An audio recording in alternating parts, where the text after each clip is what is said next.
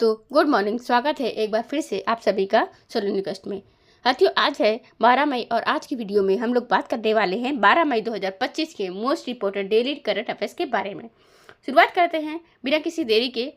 राष्ट्रीय प्रौद्योगिकी दिवस यानी नेशनल टेक्नोलॉजी डे कब मनाया जाता है?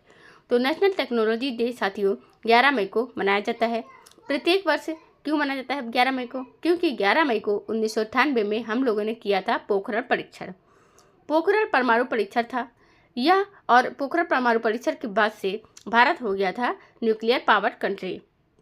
देखो, हम लोगों ने इस्माइल बुद्धा नाम से एक चलाया था, ठीक है। ये क्या था? यही परमाणु परीक्षण पहले किया था टेस्ट 1973 में, पोखरण में ही किया गया था। लेकिन क्या था कि ये एक शांति के लिए था, सिर्फ शांति के लिए, मतलब कोई ऐसा बम विस्फोटक वाला परमाणु वो नहीं था, परीक्षण नहीं था।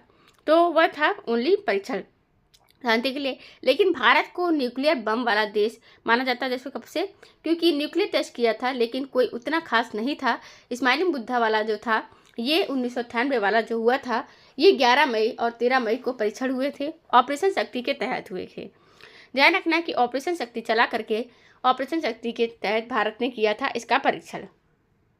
और जो 1973 वाला था, 1973 वाला यह इस्माइल बुद्धा था। 1998 में मेन वाला हुआ था पोखरण परीक्षण ऑपरेशन शक्ति के तहत। इस प्रोजेक्ट के तहत 1973 वाला जो था वो ऑपरेशन शक्ति के तहत जब हम लोगों ने किया था तो दुनिया ने हमारी ताकत का लोहा मानना शुरू किया, और उसके बाद हम लोग हो गए थे न्यूक्लियर पावर कंट्री। अब ऐसी टेक्नोलॉजी, क्योंकि एक टेक्नोलॉजी को ही देनी थी, ऐसी टेक्नोलॉजी आगे भी विकसित होती रहे, भारत लगातार निरंतर डेवलप होता रहे, इसके लिए हम लोग उसी दिन को याद करते हुए 11 मई को याद करते हुए मनाते हैं राष्ट्रीय टेक्नोलॉजी दिवस। तो 11 मई को मनाएंगे, जैसे कि हर साल ये मनाया जाएगा। 11 मई जो कब है? ये कल था 11 मई। एडवांस में हम आपको बता दें कि 11 मई कल था, अब आज है 12 मई। चलिए थीम पर आ जाते हैं। थीम है हमारी empowering a sustainable tomorrow through ये इनोवेशन। इसकी थीम है किसकी? 11 मई की थीम है, जो कि नेशनल टेक्नोलॉजी डे की थीम है। अगला क्वेश्चन है हमारा, विकसित भारत कृषि संकल्प अभियान नामक 15 दिवसीय राष्ट्रव्यापी अभियान शुरू हुआ है। विकसित भारत कृषि संकल्प अभियान जो है ये शुरू हुआ है साथियों। ये शुरू होगा 29 मई को, एडवांस में ले रहे हैं, लेकिन यहाँ पर हम बताएं आपको कि आगे चल कर के ये क्वेश्चन जो होगा पुराना हो जाएगा 29 मई के बाद। तो विकसित भारत कृषि संकल्प अभियान जो है 29 मई से शुरू होने वाला है और यह 15 दिवसीय होगा। राष्ट्रव्यापी मतलब पूरे देश में यह अभियान चलाया जाएगा। क्यों चलाया जाएगा? क्योंकि विकसित भारत हम लोग होने का लक्ष्य रख रहे हैं। कब तक का है? 2047 तक का है, 2047। विकसित भारत तब होंगे हम जब सेक्टर में चौमुखी विकास करेंगे। भाई टेक्नोलॉजी में विकास कर रहे हैं और बाकी सी चीज़ों में डेवलप भी करेंगे। तो लेकिन कृषि जो है वो मूलभूत है। भारत जो है इसको समझ लो एक बहुत बड़ा बेस है ये हमारी कृषि, उसमें भी विकास करना एक ज़रूरी होता है। इसीलिए जो कृषि मंत्री शिवराज सिंह चौहान जी हैं उनको जिम्मेदारी दी गई है कि कुछ ऐसा राष्ट्रव्यापी अभियान चलाओ कि जिससे क्या हो कि यहाँ के जो किसान हैं हमारे, उन किसानों को थोड़ा सा क्या मिले, अवेयरनेस मिले, उनको फैल सके अवेयरनेस, मतलब उनको जागरूकता मिले। यूज़ करने चाहिए, खाद यूज़ करने के लिए चाहिए, फर्टिलाइज यूज़ करने के लिए चाहिए, जिसकी वजह से प्रोडक्शन ज़्यादा हो, अच्छे से अच्छा यूज़ करें। अभी मैंने आपको बताया कि जैसे प्रोडक्शन के बारे में बताएं, यहाँ पर उतना नहीं हो पा रहा जितना होना चाहिए, उतना नहीं हो पाता हमारे भारत में। क्या क्या उन्नत किस्म यूज़ की जाए इसमें, तो इसके अलावा आधुनिक तकनीकी यूज़ की जाए, प्रोडक्शन ज़्यादा हो, इसके लिए देशव्यापी एक अभियान चलाया जाएगा। तो ये अभियान 15 दिनों तक का होगा, पूरे भारत देश में होगा। और इसमें क्या होगा, इस दौर में 700 जिलों को कवर किया जाएगा। 1.5 करोड़ किसानों तक पहुंच प्रदान की जाएगी। 10 से 12 लाख किसान इसमें शामिल होने वाले हैं। किसमें हो रहा है? ये है किसान। अब शिवराज मंत्री हैं जो, ये कौन है? शिवराज सिंह चौहान है कृषि मंत्री। ये कर रहे हैं विकसित, जो हमारा विकसित कृषि संकल्प अभियान शुरू हो रहा है, 15 दिनों के लिए हो रहा है। 29 मई से शुरुआत हो रही है। कब तक होगा? 12 जून तक होगा। किसानों को आधुनिक तरीके से नई नई किस्मों के जो मतलब उपजें होती हैं, फसल होती है, उनको उगाने के लिए ये किया जा रहा है अभियान, और टोटल 700 जिले इसमें कवर किए जाएंगे। अगला क्वेश्चन हमारा, कौन सा भारतीय शहर जो है विश्व स्वास्थ्य संगठन के वैश्विक अनुकूल शहर पर्यटन के रूप में शामिल हुआ है? इस शहर की बात हो रही है, तो कौन सा भारतीय शहर है जो स्वास्थ्य संगठन के वैश्विक आयु अनुकूल शहर नेटवर्क में शामिल हुआ है? जो अभी केरल एक शहर है, केरल का कोझिकोड। कोझिकोड को WHO का विश्व स्वास्थ्य संगठन का वैश्विक आयु अनुकूल शहर नेटवर्क में यह शामिल कर लिया गया है। यह शामिल होने वाला भारत का इकलौता शहर है। यहाँ पर आप देख सकते हो कि WHO के ही वेबसाइट पर दिया जाता है, ये दिया होगा Kozhikode joins WHO global age friendly cities network. तो WHO का जो ये ग्लोबल एज फ्रेंडली सिटीज़ का नेटवर्क है उसमें अब कोझिकोड को शामिल किया गया है, जो कि केरल का एक शहर है। यह क्या करेगा कि इसको मान्यता दे रहा है कि शहर के जो वृद्ध जन समुदाय हैं उनके लिए समावेशी, सुरक्षित और सहायक वातावरण बनाने के लिए प्रतिबद्धता रहती है। यहाँ पर जो है शहरी वृद्ध देखभाल और सुलभता को वैश्विक मानकों के अनुरूप रखते हैं। मतलब वहाँ के जो वृद्ध जन है उनको भी अच्छे से केयर वगैरह करता है। GNFCC की बात करें तो मतलब ये जो वैश्विक बुद्धि अनुकूल शहरों हैं इनका नेटवर्क है, इसी को शॉर्ट फॉर्म में GNFCC कहते हैं। अंग्रेजी में अगर इसकी बात करें तो global network of age friendly cities and communities full form भी पूछा जाता है। मई 2025 में ईरान के विदेश मंत्री ने भारत की यात्रा की। इस दौरान भारत और ईरान के बीच में कितने समझौते पर हस्ताक्षर हुए हैं? तो अभी आपने देखा कि हस्ताक्षर की बात हो रही है। तो भारत और ईरान के बीच में विदेश मंत्री भारत यात्रा पर आए थे ईरान के, भारत को ज्ञान भी देने आए थे। साथ साथ में भाई युद्ध ना करो, पाकिस्तान से युद्ध ना करो, दोनों देश शांति बना करके रखो, ये कह रहे थे ईरान कह रहा था, हमारे देश को बता रहा था कि शांति रखो। Look who is talking, Iran कह रहा है कि शांति रखो, युद्ध ना करो। ऐसा देश जो कि हुतियों को खड़ा किया हुआ हो, हमास को खड़ा किया, हिजबुल्लाह को खड़ा किया हो और खुद ही लगा रहता है इसराइल पर वार करने में, अटैक करने में। अपने राष्ट्रपति तक किसको खो दिया? किसको खोया? राष्ट्रपति को। इसने विवाद में ही साइंटिस्ट खो दिए। उसके बाद अटैक, मिसाइल अटैक, मतलब जितने भी वायलेशन होते हैं वो हो सकते हैं, ये करता है। इंटरनेशनल उसका UN जो है वो सब भी इसने तोड़ दिया। उसके बाद लेकिन भारत की बारी आ रही है तो ये भारत को ज्ञान देने आ रहा है कि इसके पीछे एक रणनीति भी हम बता दें आपको। क्योंकि इस पर क्या होता है कि एक जैसे कि हमारे देश ने भी ऐसा किया था जब दूसरे देशों में लड़ाई झगड़े हो रहे थे। तो अब समझौते कितने हुए हैं? 2 समझौते हैं। भारत और ईरान के बीच में 2 समझौते पर हस्ताक्षर हुए हैं। ईरान के जो फॉरेन मिनिस्टर हैं ये आए हुए थे। एक्चुअली में 20वीं ज्वाइंट कमीशन की ये मीटिंग थी, उसमें आए थे। और हम लोग ना इस बार 75वीं वर्षगांठ सेलिब्रेट कर रहे हैं किसकी? भारत और ईरान मैत्री संधि की। ईरान मैत्री संधि पर जब हस्ताक्षर हुए थे तो उसके 50 साल पूरे हुए इस साल, इसलिए उसकी 50वीं साल मनाया जा रहा है। 75वीं वर्षगांठ मनाने के लिए यह हो रहा है। तो 2 समझौते सीमा शुल्क को लेकर हुए हैं। भाई बॉर्डर टैक्स या ट्रेड जो ये होते हैं ये बहुत मायने रखते हैं। और कस्टम्स जो इस पर बात हुआ है कि चिकित्सा उत्पादन विनिमय पर द्विपक्षीय समझौते हुए हैं कि जो मेडिकल प्रोडक्शन होता है उसको कैसे विनिमय किया जाए, लेन देन किया जाए, इसके लिए हुआ। तो ये 2 समझौते हुए हैं। ये समझौते हम बात करते हैं इस मुद्दे पर कि भारत क्यों सलाह दे रहे हैं भारत को लोग, मतलब दूसरे देश की शांति बना कर। एक्चुअली में हुआ क्या था कि भारत ने भी सबको ऐसे ही ज्ञान दिया हुआ था जब उन लोगों में युद्ध हो रहा था। आज के टाइम पर भारत को मिल रहा है ये ज्ञान। ये रूस जो हो, अमेरिका हो या ईरान, कोई भी देश हो, बड़े बड़े ताकतवर देश जो हैं ये सब के सब क्या हो रहे हैं, जो भारत को किया था वही भारत के साथ कर रहे हैं। अब भारत को अगर बात करें तो लेकिन सच्चाई यही है, क्योंकि युद्ध जब चल रहा था तो भारत हमेशा क्या कहता था कि भाई देखो हम ना इसके पक्ष में रहेंगे ना उसके पक्ष में रहेंगे, हम अपने पक्ष में रहेंगे। और हमारा पक्ष क्या है? शांति रखना, मतलब डिप्लोमेसी, डायलॉग एंड पीस। आप अक्सर सुनते होंगे कि जयशंकर जी जो हैं ये 3 वर्ड यूज़ करते हैं। जैसे गांधी जी के 3 बंदर हुआ करते थे, वैसे ही आज के टाइम पर मोदी जी के 3 वर्ड हैं, डिप्लोमेसी, डायलॉग एंड पीस। तो कहें कि जितने दुनिया भर के युद्ध में हुए हैं उनमें तीनों में सुलझाए जा सकते थे। किसने कहा था? भारत ने कहा था। ये युद्ध का समय नहीं है। किससे कहा था? रूस के व्लादिमीर पुतिन राष्ट्रपति से, आंखों में आंखें डालकर। तो अब ये युद्ध का समय नहीं, ऐसा इन्होंने बोला था हमारे मोदी जी ने। तो आप पुतिन भी यही बात कह रहे हैं सेम अपने जैसे मोदी जी को, डिप्लोमेसी, डायलॉग और पीस के साथ में काम करो, यही बात कह रहे हैं कौन? दूसरे देश। अब जब यही है कि भाई यहाँ पर क्या होता है कि देखो अब दूसरे देश ऐसा बोल रहे हैं, लेकिन पाकिस्तान की अगर बात करें तो पाकिस्तान को हम लोग तो अपने तरीके से निपट ही लेंगे, क्योंकि ये लोग अगर सपोर्ट नहीं करेंगे तो अच्छा हमारे लिए ही होगा। हमारे पक्ष में भी नहीं रहेंगे ना उनके पक्ष में, तो हम लोग अपने तरीके से उससे तरीके से निपट ही लेंगे। भारत तो निपट ही लेगा, पाकिस्तान को तो निपटा देंगे। अब खैर अगर बात करें तो 7 और 8 मई को डॉक्टर अब्बास अरागची जो है ये आए थे यहाँ पर। ईरान की बात करें तो तेहरान इसकी राजधानी होती है और राष्ट्रपति हैं मसूद पेज़ेश्कियान।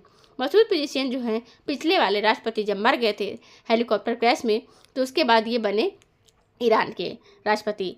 ईरान के राष्ट्रपति की करेंसी होती है रियल करेंसी होती है। अब ईरान की हम लोकेशन बताएं तो ये पाकिस्तान, अफगानिस्तान के, ये देखिए अफगानिस्तान का पड़ोसी देश है, तुर्कमेनिस्तान का भी पड़ोसी देश पड़ता है। कौन? तुर्की देश। अगला क्वेश्चन हमारा, प्रदूषण से निपटने के लिए कितने रुपए की क्लाउड सीडिंग परियोजना को मंजूरी दी है? क्लाउड सीडिंग परियोजना ये 3.21 करोड़ रुपए की टोटल लागत वाली परियोजना है। दिल्ली सरकार ने वायु प्रदूषण से निपटने के लिए यह किया हुआ है। क्लाउड सीडिंग क्या होता है? सुना होगा आपने। क्लाउड सीडिंग कृत्रिम वर्षा कराने का, या जैसे आप समझो कि ऐसे वायु प्रदूषण को रोकने के लिए यूज़ किया जाता है क्लाउड सीडिंग। ये होता क्या है? क्लाउड में जा करके कुछ केमिकल्स को छिड़काव कर देते हैं, छिड़क देते हैं। उसके बाद क्या होता है? कृत्रिम वर्षा करा दी जाती है। जो कृत्रिम वर्षा हो जाती है उससे क्या होता है कि धूल और कण जो होते हैं, प्रदूषण वाले मटेरियल जो होते हैं, वो नीचे पॉल्यूटेंट कहते हैं उसे, दब जाते हैं और थोड़ा सा वातावरण जो होता है वो साफ हो जाता है। तो ये इसका कॉन्सेप्ट है। दिल्ली सरकार क्लाउड सीडिंग कराने जा रही है, क्लाउड सीडिंग प्लान ला रही है और इसके तहत 3.1 करोड़ का खर्चा कर रही है। कैसे कैसे खर्च करेंगे इसमें देखिए, कुल पाँच क्लाउड सीडिंग परीक्षण किए जाएंगे। अभी टेस्टिंग की जा रही है क्लाउड सीडिंग की, क्योंकि दिल्ली में वायु प्रदूषण का स्तर जो है लगातार बढ़ता जा रहा है। दुनिया में सबसे खराब स्थिति में रहते हैं यहाँ पर दिल्ली के लोग। अब कैसे लंबे समय तक के लिए इसको अच्छे से बना के रखें, ये लंबे समय के लिए ख़त्म किया जाना चाहते हैं ये लोग। लेकिन बात चल रही है कि देखो एयर प्यूरीफायर लगाते हैं, जैसे बड़े बड़े एयर टावर लगाए जाते हैं प्यूरीफायर के, तो उसमें क्या होता है कि बस थोड़े समय के लिए एरिया जो होता है, थोड़ी एरिया का वो सुधार रखता है। प्यूरीफायर लगा लेते हैं लोग अपने अपने घरों में भी, जैसे पहले पानी खरीदते थे उसी तरह प्यूरीफायर। आजकल लोग हवा भी खरीदते हैं। जैसा कि अब स्थिति क्या आ गई है कि भाई यहाँ पर लॉन्ग टर्म के लिए कुछ करना होगा। कभी कभी क्या होता है कि यहाँ पर वैसे ही प्रोग्राम ये शॉर्ट टर्म के लिए है, लॉन्ग टर्म के लिए नहीं है, क्योंकि इसमें बहुत खर्चा लगता है, प्रदूषण स्तर बहुत बढ़ रहा है। तो इसके लिए सुप्रीम कोर्ट का आदेश आ चुका है कि ये दिल्ली हाई कोर्ट का आदेश आ जाता है कि भाई आप इसके लिए कुछ करो, मतलब ग्रेडेड रिस्पॉन्स एक्शन प्लान लाओ, यानी ग्रेप नियम लाओ। ग्रेप नियम है, आपको समझा दे कि ग्रेप नियम क्या होता है। ग्रेड 4, 3, 1, 2 इस तरह के प्लान होते हैं। ग्रेप नियम लागू करने के लिए निर्देश देती है दिल्ली सरकार, हाई कोर्ट। ग्रेडेड अभी ये जो होते हैं जेईई एग्जाम में, जैसा इसका फुल फॉर्म पूछा गया था 2025 में। अब इसको हम बता दें कि ये सरकार कहती है कि ग्रेडेड रिस्पॉन्स जो एक्शन प्लान है वो लाओ। उससे वहाँ पर क्या होता है, कुछ रिस्ट्रिक्शन होता है, लगाओ। गाड़ियों को मतलब रोको, थोड़ा कम चले, व्यक्तियों को कुछ मतलब उनको राहत दो कि थोड़ा कम चलाएं। इस तरह से अलावा यहाँ पर कितनी मात्रा में चलाना है जिससे प्रदूषण ना हो। इसके अलावा अब इसमें भी काम नहीं होता है, तो ये होता है कि क्लाउड सीडिंग परीक्षण किया जा रहा है। कि ऐसा करते हैं कि जिस दिन जब लोगों को लगे कि ज़्यादा हाँ यहाँ पर प्रदूषण बढ़ चुका है दिल्ली में, तो थोड़ा सा कृत्रिम वर्षा करा करके क्लाउड सीडिंग के जरिए इसमें वर्षा करा देंगे और थोड़ा सा जो डाउन हो जाएगा इससे वहाँ का केमिकल, और कुछ थोड़ा अच्छा है, मतलब अच्छा ही आएगी, वहाँ पर प्योरीफायर हो सकता है थोड़ा सा। इसमें खर्चे बहुत ज़्यादा आते हैं, तो इसलिए कहा जा रहा है कि यहाँ पर खर्चों की अगर बात करें तो केवल 5 क्लाउड सीडिंग टेस्टिंग की जाएगी। इनमें क्या होगा, टेस्टिंग में 2.75 करोड़ रुपए की लागत होती है, यानी कि प्रत्येक में 55 लाख रुपए क्लाउड सीडिंग परीक्षण के लिए, टेस्टिंग के लिए। अब इसके लिए बाकी जो खर्चे होंगे, लॉजिस्टिक वगैरह के, केमिकल स्टेज रखना होगा, जैसे एयरक्राफ्ट का रिजर्वेशन करना होगा, तभी तो एयरक्राफ्ट के माध्यम से जाके गिराएंगे। फिर इसमें क्या होगा, 66 लाख का खर्च आएगा सेटअप में। तो यह तो सेटअप मान लो जैसे कि चलो 1 टाइम इन्वेस्टमेंट है, ये जितना टेस्टिंग करोगे उतने में लगाना है, 55 लाख पर, ठीक है। लेकिन इसकी मदद से क्या हो रहा है, IIT कानपुर की मदद ली जा रही है। किसके लिए? ये क्लाउड सीडिंग के लिए, टेस्टिंग के लिए। 100 किलोमीटर स्क्वायर में यह कवर करने की बात की जा रही है। 100 किलोमीटर स्क्वायर में क्लाउड सीडिंग करा देते हैं तो दिल्ली में प्रदूषण अपेक्षाकृत कम हो जाएगा, ऐसी बात कही जा रही है। हरियाणा से अगर बात करें तो पंजाब से ये लोग जब पराली जलाते हैं तो वहाँ से भी बहुत सारे प्रदूषण आते हैं। इस देश ने यात्रा सुरक्षा बढ़ाने के लिए चिप आधारित ई-पासपोर्ट लॉन्च किया है। चिप जैसे ई-पासपोर्ट लॉन्च की बात करें, सुविधा हाल ही में भारत ने लॉन्च कर दी है। ये पाकिस्तान जैसे कि इसके पास तो कुछ है नहीं, ये क्या लॉन्च करेगा। लेकिन नेपाल जो है इसकी तो कोई ज़रूरत है नहीं, क्योंकि ये पड़ोसी देश हमारा फ्रेंडली देश है। अमेरिका ऑलरेडी पहले ही इसको लॉन्च कर चुका था। हाल ही में क्वेश्चन पूछा गया है कि ये देखिए, इंडियन लॉन्चेस जैसे nation wide roll out of chip best. अब इससे क्या होगा, जैसे कि चिप जो होता है, ये ई पासपोर्ट जो होगा क्या होता है, इसमें जो उस व्यक्ति से जिसका भी जो पासपोर्ट होगा उसकी सारी डिटेल्स रहेंगी। मतलब कि बायोमेट्रिक, ओरिजिनल जो भी होगा सब कुछ उसमें इसी का होगा, उसी व्यक्ति का होगा जिसका पासपोर्ट होगा। इसमें कोई फेक यूज़ नहीं कर पाएगा। जैसे पुरानी पिक्चर में क्या होता था, आदमी को किडनैप कर लिया, दूसरी फ़ोटो लगाया, पासपोर्ट छीन के उसकी जगह पर मुहर लगा के फर्जी पहुँच गए वहाँ पर। अब ऐसा नहीं हो पाएगा, क्योंकि यहाँ पर क्या है, आपका बायोमेट्रिक डाटा, आपका ओरिजिनल डाटा, आपके क्रिमिनल रिकॉर्ड सारा कुछ देखा जाएगा इसमें पास मोड में। उसके बाद ही आप इंटरनेशनल फ्लाइट्स ले सकते हो। अब आपको पता ही होगा कि पास मोड इंटरनेशनल फ्लाइट्स के लिए होता है, पासपोर्ट जाके इंडिया में घूमने के लिए नहीं होता है। क्योंकि इंडिया में अगर आपको घूमना है तो केवल आप टिकट से भी कम घूम सकते हो इंडिया के अंदर। अब जैसा कि ई पासपोर्ट लॉन्च कर दिया है भारत ने, तो भारत ने लॉन्च किया है, अमेरिका, ब्रिटेन, जर्मनी जैसे देश जो है ये ऑलरेडी इसको यूज़ कर रहे हैं अपने नागरिकों को पासपोर्ट प्रोवाइड करने में। इसमें एंटीना, बायोमेट्रिक, व्यक्तिगत जो डाटा सुरक्षित होता है ये सब हो जाएगा। क्रिमिनल को टैग भी किया जाएगा इससे आसानी से। अगला क्वेश्चन हमारा, मई 2025 में भारत और किस देश के बीच में फ्री ट्रेड एग्रीमेंट यानी FTA साइन हुआ है। यह बहुत बड़ी उपलब्धि हो गई है भारत के लिए। भारत सरकार इसके लिए लगी हुई थी पिछले 3-4 सालों से ब्रिटेन से। क्यों? क्योंकि भारत सरकार को हम लोग कह रहे थे कि जैसा कि भाई देखो, ऐसा है कि जगुआर जो है, लैंड रोवर है, और उसके बाद जो ऐसी जो है ये गाड़ियाँ, लग्जरी गाड़ियाँ होती हैं जो आती हैं, महंगी महंगी मिलती हैं, इनकी बात हो रही है, वो वहाँ से आती हैं। तो ये क्या होगा, थोड़ा सा कुछ FTA पर साइन हो जाए तो सस्ता मिल जाए, ठीक है। अब इसमें हम बता दें, हमारे पास जो जैसा कि हम बात करें, या खैर फ्री ट्रेड एग्रीमेंट जो है इससे बहुत सारे फ़ायदे होते हैं। जैसे कि हम आपको बता दें कि भारत और UK के बीच में हुआ है, यूनाइटेड किंगडम मतलब UK के बीच में ये समझौता हुआ है, और ये ऐतिहासिक है। पिछले 3 से 4 सालों से भारत सरकार लगी हुई थी FTA पर साइन हो जाए। आपने देखा कि ऋषि सुनक बीच में आए, उनमें भी मतलब बहुत लंबे समय तक बातचीत चली, वह भी चले गए। अब फ्री जैसे कि हम बात करें, अब की स्टारमर जो आए हैं, नए प्रधानमंत्री आए हैं, इनमें बातचीत चली थी, और फाइनल अब स्टेज पर आ करके, हालांकि ऋषि सुनक का हालांकि इसमें बात करें तो बड़ा रोल रहा है, क्योंकि वह फाइनल स्टेज तक ले जाने में काफ़ी हद तक कामयाब रहे थे। और यहाँ पर हम बात करें तो अब इसके बाद सरकार कंटिन्यू नहीं कर पाए, तो वो आगे मतलब अपना काम कर दिए हैं।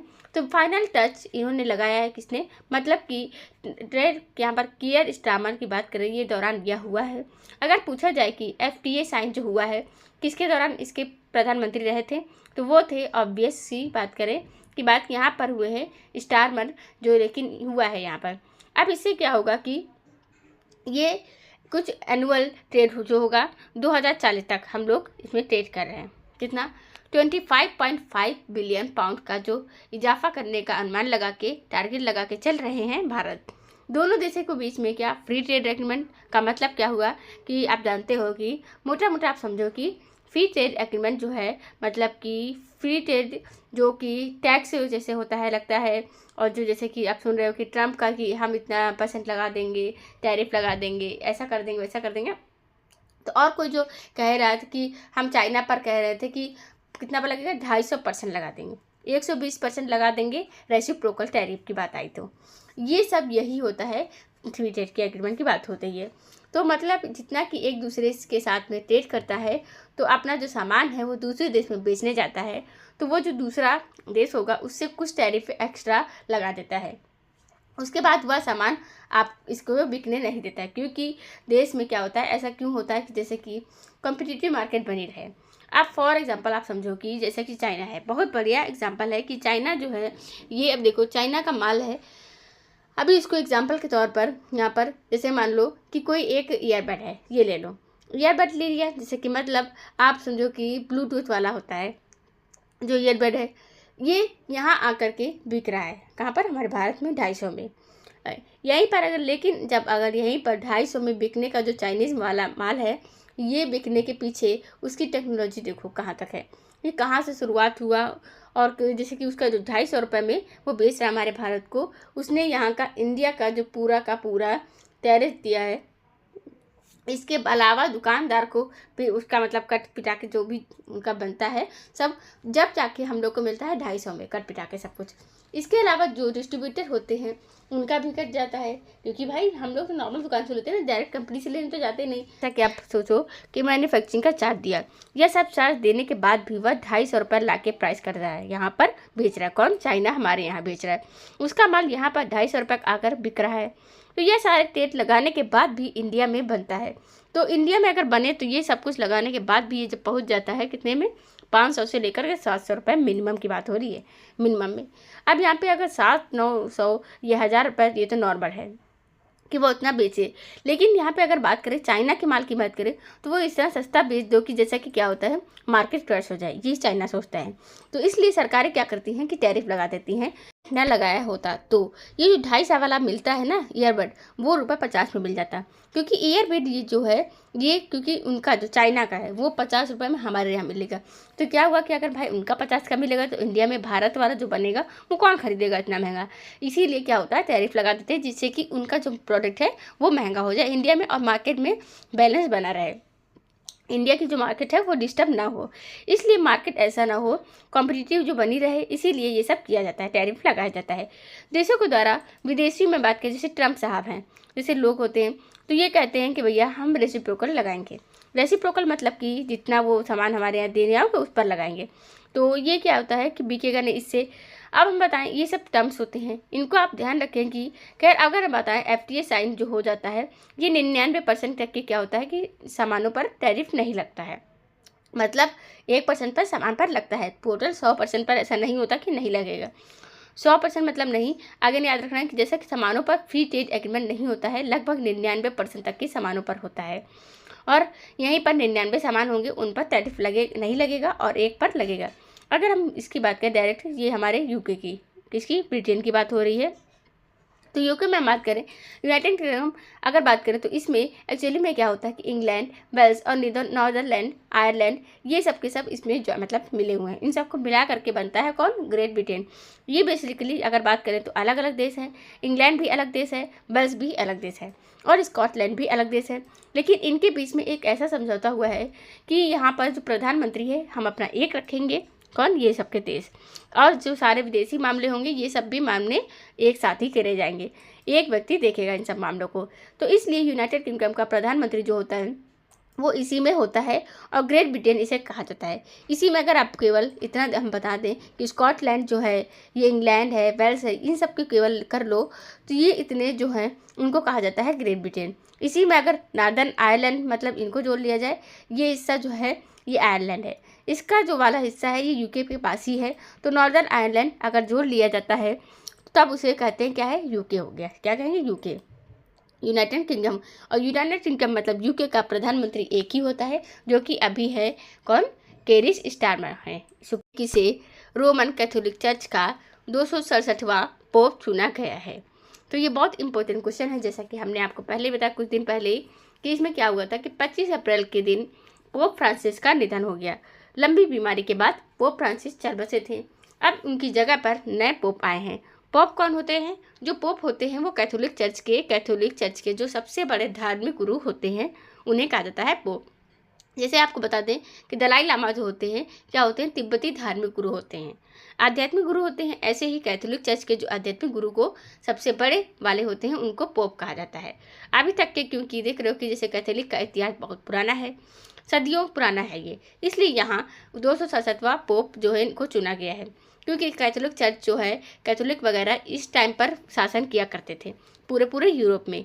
अब यूरोप का इतिहास पढ़ोगे तो 267वां पोप, अब इसमें ऐसा नहीं है कि 267 ऐसे ही नंबर आ गया है, मतलब 5 साल का कार्यकाल हो, इसमें एक कोई पोप होता है जो जब तक कि वो मर नहीं जाता तब तक दूसरा पोप नहीं आता, ऐसा है, मतलब यहाँ पर नहीं होता।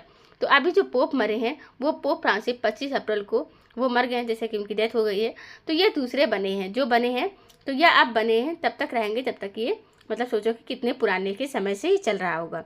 267वां जोड़ लो, 267 पीढ़ियाँ समझ लो। खैर, हम लोग अगर रोमन कैथोलिक चर्च की बात करें तो ये जो नियुक्त किए गए हैं ये लियो 14वें नंबर के हैं, 14 नंबर के होंगे। हालांकि लियो जो 14 नंबर के हैं इनका नाम नहीं है, क्योंकि इन्होंने अब नाम रख लिया है अपना 14 नंबर का, मतलब लियो 14वें नाम इनका रखा है अपने आप से। ये लिख दे कि हम बात पर यहाँ पर बता दें कि कंफ्यूजन होता रहता है कि ये इनका नाम है, नाम नहीं है, इन्होंने अपने आप को ये नाम दिया है लियो 14 के नाम से ये जाने जाएंगे। और यह जो अमेरिका के आज तक के क्या है कि कैथोलिक चर्च के इतिहास में कभी भी अमेरिकी पोप को नहीं नियुक्त किया गया था। यह पहले अमेरिकन होंगे पोप जो बन गए हैं, नियुक्त होने वाले जो बन गए पहले। यहाँ पर कहीं हम बता दें आपको कि अमेरिकन रॉबर्ट फ्रांसिस प्रोवेस्ट जो हैं, यह इनका नाम है पूरा, जिनको नियुक्त किया गया है कहाँ पर, किसके लिए, पोप फ्रांस की जगह पर नियुक्त किया गया। तो यह कार्डिनल रॉबर्ट फ्रांसिस प्रोवेस्ट हैं, इनका पूरा नाम इनका ये है। लेकिन अब इनको जाना जाएगा कि लिए उसके नाम से, लियो 14वें के नाम से। इनका नया नामकरण हो गया है। पिछले वाले जो पोप फ्रांसिस थे, इनका निधन 21 अप्रैल की हुआ था, और सॉरी जैसे कि हम आपको बता दें 25 अप्रैल बताया था, 21 अप्रैल को इनका निधन हुआ था।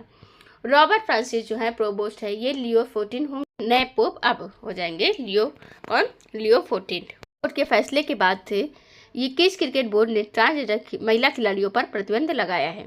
तो अभी यूके ने ही कि यूनाइटेड किंगडम के ही जो क्रिकेट बोर्ड है, जिसे कहते हैं England and Wales cricket board, यानी कि ECB, England and Wales cricket board जो है, इसने अभी फैसला किया है कि ट्रांसजेंडर जो क्रिकेट होंगे यह महिला क्रिकेटरों के साथ नहीं खेलेंगी। क्योंकि आपने देखा ना कि बहुत सारे विवाद हो जाते हैं कि उनको लगता है कि इनका जो टेस्टोस्टेरोन है जो है ये ज़्यादा है, और इस वजह से ये जो ज़्यादा बेहतर परफॉर्मेंस देंगी। वहाँ पर महिला क्रिकेट में आपने देखा कि ओलंपिक में एक ऐसे बॉक्सर करके आए थे, कोई था जो याद नहीं आ रहा कि इसमें नाम, तो उसमें बता दें कि एक मामला हुआ था, बहुत ज़्यादा वह फेमस हुआ था, चर्चे में आया था कि क्योंकि वहाँ पर ट्रांसजेंडर था, वो बताया जा रहा था। अपनों को बताएं कि यहाँ पर अपना मतलब खेल रहा था कि महिला वाले वर्ग में, किस में खेल रहा था, महिला वाले वर्ग में, और वो वुमेन वाले कैटेगरी में खेलने की वजह से उसने वो मुक्का मारा, जिसकी वजह से क्या हुआ, मुक्के मारने की वजह से सामने वाले जो अपार्टमेंट जो वर्ल्ड चैंपियन रह चुकी हैं वो हार भी गई, उसके खून भी आ गया था और पूरी दुनिया का सिंपैथी उसके साथ था, लेकिन जीत आखिरकार उसी की मानी गई। वालों ने पता नहीं क्या खाया हुआ था, सुना नहीं बात, लेकिन ये मामला जो है बहुत बड़ा उठा था, और ये मामला आया क्रिकेट में भी कि भाई महिलाओं क्रिकेट जो है, महिला का क्रिकेट होगा, उनको महिलाओं क्रिकेट में इनको नहीं खिलाया जाए, पुरुषों को पुरुष क्रिकेट खिलाओ, ट्रांसजेंडर जो होते हैं उनको ट्रांसजेंडर मतलब समझ रहे हो ना, जो जेंडर होते हैं उनको ट्रांसफॉर्म कर ले। तो मतलब पहले पुरुष था, अपना जेंडर चेंज कर दिया, अब वो हो गया है महिला। तो ऐसा माना जाता है कि उसका जो टेस्टोस्टेरोन होता है लेवल जो है वो मजबूती है, वो रहेगी कौन, उतना ही मतलब मजबूत रहेंगे वो लोग। तो अब क्या होता है, ऐसे में क्या होता है, महिला क्रिकेटरों के साथ में मतलब यही कि लड़कियों के साथ जा कर के वह अगर खेलेगा तो फिर ऑब्जर्व होगा, क्या हो गया, ऑब्वियस की बात है कि यहाँ पर उसका जो ज़्यादा बेहतर परफॉर्मेंस होगा। इस बात को लेकर के मामला जो है ये सुप्रीम कोर्ट में यूके की कहाँ पर गया था, यूके की सुप्रीम कोर्ट में गया था इसको मामला।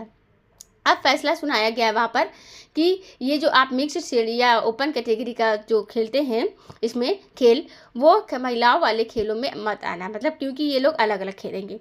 ठीक, अब यहाँ पर क्या फैसला सुनाया गया कि ECB के द्वारा कि अब वो जो हो सकता है कि ECB के शुरुआत करी है कि बाकी जो सभी क्रिकेट बोर्ड उसको लागू करना शुरू कर देंगे। ये रेफरेंस दे दे की बात करें तो इसकी ECB की स्थापना 1997 में हुई थी, और मुख्यालय कहाँ पर है, लॉर्ड्स क्रिकेट ग्राउंड लंदन में इसका हेडक्वार्टर स्थित है। सड़क परिवहन और राजमार्ग मंत्रालय के अनुसार भारत ऑटोमोबाइल निर्माताओं के किस स्थान पर आ गया है। ये ऑटोमोबाइल मैन्युफैक्चरिंग एक मोबाइल मैन्युफैक्चरिंग होता है। मोबाइल मैन्युफैक्चरिंग में आप जानते हो कि ऑलरेडी कि ये मोबाइल या स्मार्टफोन का, जैसे कि मोबाइल या स्मार्टफोन हो या ये आप स्मार्टफोन हो गया है अब तो, लेकिन मोबाइल मैन्युफैक्चरिंग और ऑटोमोबाइल जो होते हैं ये होते हैं गाड़ी वगैरह, जैसे कि मोटर बाइक होती है, इनको मैन्युफैक्चर करना ये कहे जाते हैं ऑटोमोबाइल में। तो इसमें क्या है, केंद्रीय सड़क परिवहन और राजमार्ग मंत्रालय के अनुसार में भारत जो है ऑटोमोबाइल निर्माताओं में तीसरे स्थान पर आ चुका है। इसमें कितने स्थान पर आ चुका है, तीसरे स्थान पर भारत देश आ चुका है। अब तीसरे स्थान पर है हम लोग, तो बढ़ करके आए, जैसे कि मतलब की रैंक इससे नीचे थी भारत के पहले, इसमें आप सुधार हुआ है। यह बात है इसमें कि केंद्रीय जो मंत्री नितिन गडकरी हैं, इन्होंने इससे रिलेटेड विभाग के यानी कि परिवहन विभाग के मंत्री हैं, इनका जो डाटा है ये हम बात करें तो जो होता है वो फैक्ट माना जाता है। इसलिए इन्होंने अब कभी अपने रिसेंट एक समिट में इन्होंने एक बयान में कि भारत तीसरा सबसे बड़ा ऑटोमोबाइल प्रोड्यूसर या मैन्युफैक्चर जो बात करें ये बन गया है। मतलब जितना भी दुनिया भर में ऑटोमोबाइल का प्रोडक्शन होता है उसमें भारत तीसरे स्थान पर आज के टाइम पर आ गया है। और कहीं जैसे टेस्ला वाली भी डील हो गई है, मतलब कि टेस्ला भी आकर के यहाँ पर मैन्युफैक्चर होने लगी है। एलन मस्क ने अगर डील हो गई तो अच्छे से अब तो समझ लो कि बहुत जल्द हम लोग दूसरे पर पहुँच सकते हैं, क्योंकि टेस्ला प्रोडक्शन जो करेगा वो लार्ज स्केल पर करेगा। और खैर जी, हम बात करें नई दिल्ली में कहीं चौथे अंतर्राष्ट्रीय CCC सम्मेलन जो बायो एनर्जी वेन्यू पर एक्सपो के दौरान यह घोषणा की गई है। कहाँ पर? चीन पर एक्सपो के दौरान। मतलब कि सही है कि सेंटीमेंट के अनुसार भले ही यहाँ पर हम बात करें तो सच्चाई ये है कि वर्तमान में कृषि इकोनॉमिक रूप से टिकाऊ नहीं है। इसमें हम बात करें तो ये विफलता भी है, क्योंकि सरकारों की कृषि जो है ये वो इकोनॉमिकली टिकाऊ नहीं है, वरना किसान इतनी आत्महत्याएं क्यों करते? आत्महत्याएं कर रहे हैं आखिर में वो लोग जो जितना ज़्यादा पैसा लगा देते हैं किसी में, किसी खेती में, किसानी में, तो उसके बाद में अगर जब प्रोडक्शन जो होता है तो पता चलता है कि जितना लगाए थे उतना भी नहीं आया है। आपको ये वीडियो कैसी लगी? अगर वीडियो अच्छी लगी हो तो कमेंट बॉक्स में कमेंट करके जरूर बताइएगा। एंड अगर आपको अभी तक हमारे चैनल को सब्सक्राइब नहीं किया तो चैनल को सब्सक्राइब कर लें, बेल आइकन को ऑन भी कर ले, जिससे कि आपको आगे की वीडियोस की नोटिफिकेशन मिलती रहे। Thank you for the watching.